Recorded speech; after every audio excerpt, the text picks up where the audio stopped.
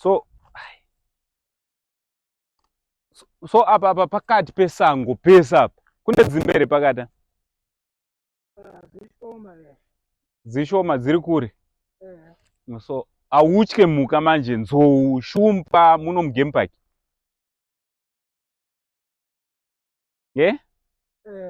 Oh, saka hai, so kwaunga uchibva ndekupi?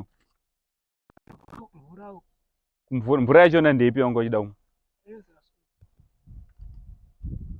So uti igama lako ngumani? Unknowledge. Oh, isibongo? Wokwa? Wospan. Oh, alright. So uhlala ngaphi wena? Kiandavu. Duze na laphayani babiza uthini laphayani Hwange. Hey, alright. Yeah, so imagine guys, we are just driving in the middle of nowhere. Tikutofamba panapa tirikutoona this gentleman in the middle of nowhere, and ari kutobuda musango, and then tirikutoshauta kuti chii chiri kuitika. Apa ndo pandapedza mvura, tumvura tondasarwa nato nedrink shoma. So vanhu vemumba kwenyu vanoziva kuti uri kupi? Vanoziva? Oh, alright. Uyakhuluma isiNdebele vele wena? Alright. So awunaye umfazi laphayana ekhaya? Awunaye umfazi? Uma wakho khona usephila? Ubaba?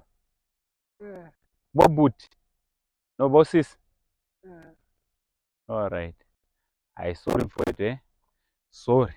Hayi mina ngiyahamba maybe ngizokubona futhi mangisuka laphayana eVic Falls.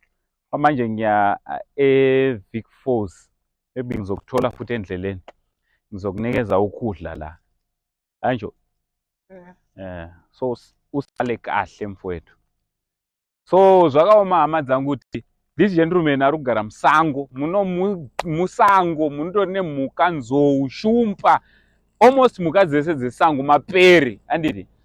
Pakati peHwange neVictoria Falls, almost from here to Victoria Falls, it's we are left with almost I think 60 kilometers, handiti, almost 60 kilometers, and we are kutogara musango, tomuona achibuda umu. And tabatati arigetimire, because you know life yemunhu yasiyana. I see life yasiyana life yemhuka. Kaona munhu panzvimbo yakadai, despite the fact that he might be mentally challenged, but still this is life, and you have to stop and see. I know most of you won't do this, and musazotry kuzviita muchifamba musango sezvizvi.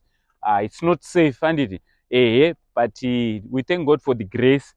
Isusu tinomira pese, we talk to everyone because of the grace of God. Ukazvizama iwewe usina nyasha dzachona dzinogona kuipira. But I'm so happy because our brother here is okay, he's fine.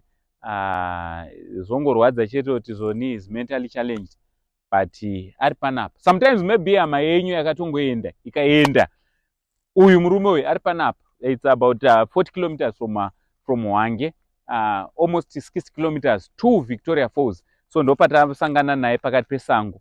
So maybe mutori nehama yenyu yakangoenda nesango, anditi muri kutomutsvaga, vamwe muchitoti aripi, maybe ndiye uyu, anditi wati unonza knowledge. Knowledge, ndi knowledge uyu, maybe akatongobuda pamwe ndo zita rake, pamwe hasi zita rake. Uyu uchirurangarira bhudhi wako kuti vanonzani? Ko sisi wako? Hausati? Alright, I know it's okay. Yeah, life is not easy. Alright, ndokuona knowledge, handiti? Ndichafamba nechikafu panenda kubva kuVictoria Falls, ndikakuona futi ndokusirawo chikafu, handiti? I'm sorry kuti ndikwanise kubatsira kudarika ipapo. I hope kuti pamwe hama yako imwe ichakuona ichitokutsvaga, handiti?